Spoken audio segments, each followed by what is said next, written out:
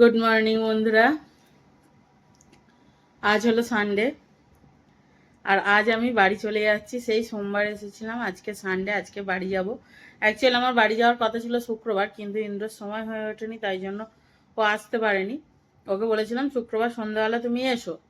তো যেহেতু দোকানে কারিগর কাজ করছে, লেবার কাজ করছে, তো ওর একটু থাকা প্রয়োজন।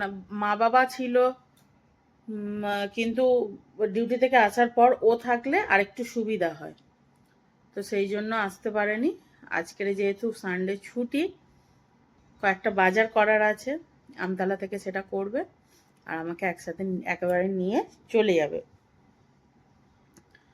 আর মানে সেই সোমবার দিন এসছে আর বৃহস্পতিবার থেকে লেবার দোকানে কাজ করছে। এই 3-4 দিন মাকে সমস্তটাই টানতে হচ্ছে, রান্নাবান্না থেকে শুরু করে সব কিছুই, সংসারের কাজকর্ম প্লাস দোকান প্লাস রান্নাবান্না সমস্ত কিছুই টানতে হচ্ছে। তো আমি চলে গেলে মায়ের একটু হালকা হবে। তো চলো আমি রেডি হয়ে নিই, বেরোতে হবে।